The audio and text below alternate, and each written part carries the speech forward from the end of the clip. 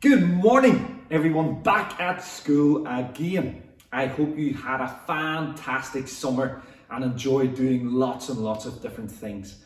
One of my highlights from the summer was watching the Tokyo Olympics. Maybe some of you watched it as well. In fact, I was really inspired by it, and I'm already looking forward to the next Olympics, which is going to be in Paris. Bonjour, that's French for hello, because I'm fancy like that. Actually, let me tell you a secret.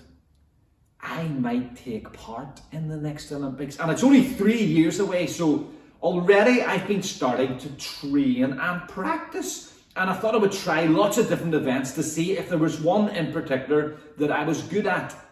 Now, some of you will enjoy on some of the films when there's sword fights and stuff like that. It's called fencing. So the first event I tried out for was fencing.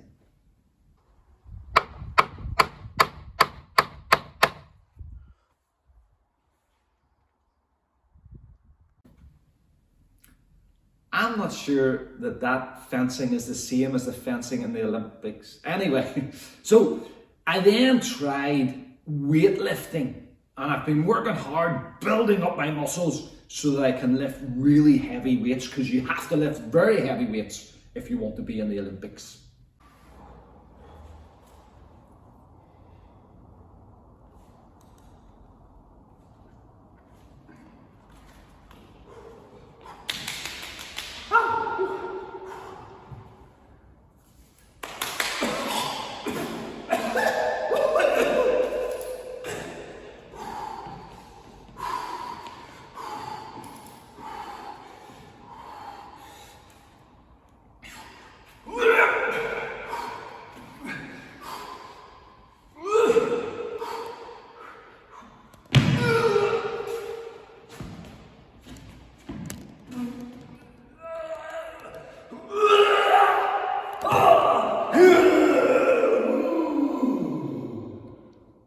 Actually, that's maybe too strenuous. My physique is maybe more suited for gymnastics.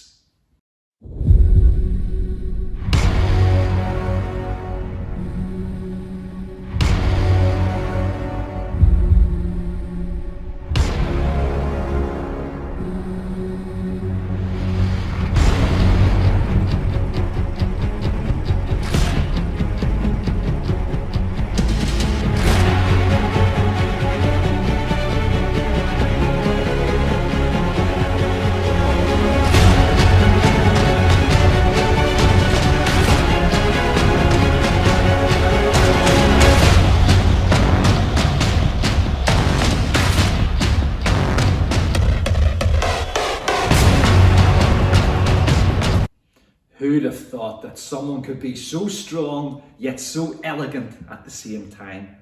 But all that running around is quite tiring. So I saw a race where actually you don't have to run at all, you just have to walk.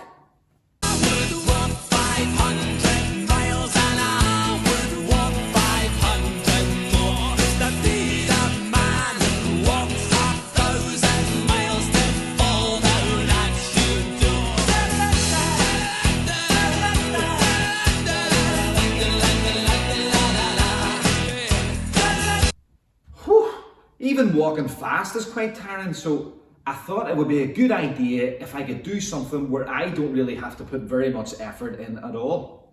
Maybe some of you have watched dressage. Dressage is where people can get horses to dance along to music. The only problem is I don't have a horse, but I managed to sort something else out instead.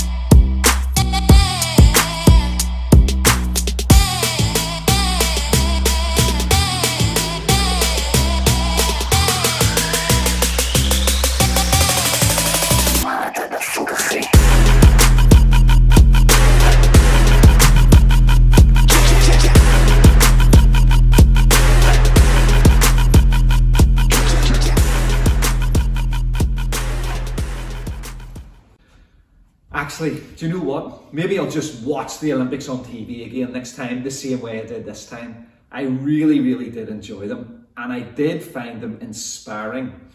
And if you've been watching the Paralympics, whoa, they are very inspiring. Some people who have got disabilities able to do the most amazing things.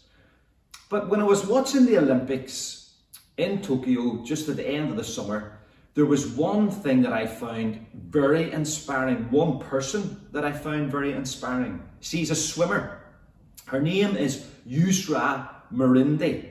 She was born and grew up in Syria, and lots of you will know that country because it's been on the news a lot because of war and unrest in the country.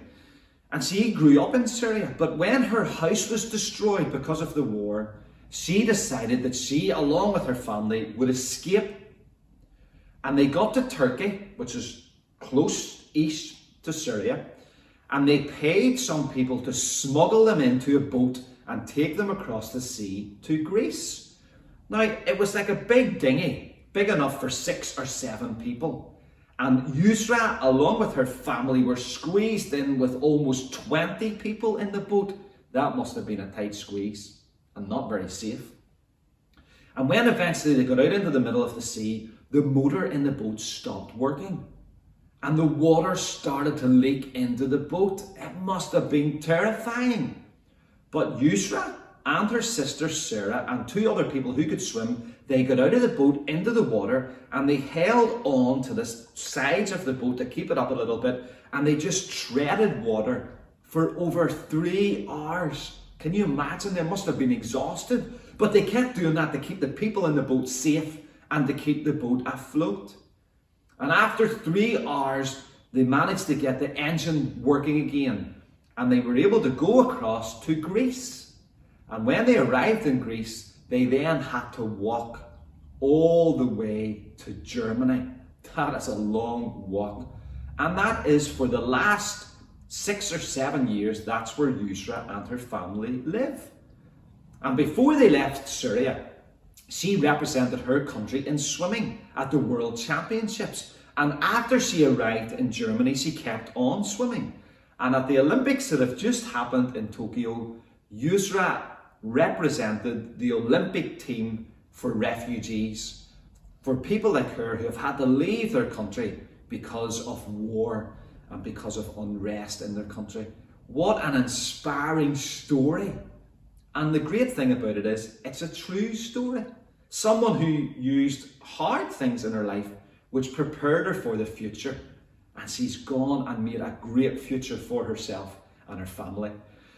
And it made me think of maybe some of the hard things in our lives and what they might be preparing us for. There's a man who grew up in Belfast, was born in Belfast, C.S. Lewis. Maybe you've heard his name. One of the books that he wrote, which has been made into lots of different films, was The Lion, the Witch and the Wardrobe.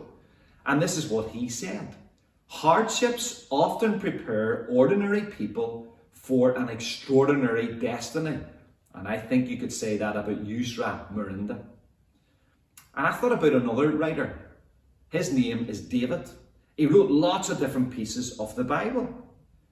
He was the youngest of 8 brothers. They were all taller than David. They were all stronger than David, more impressive than David.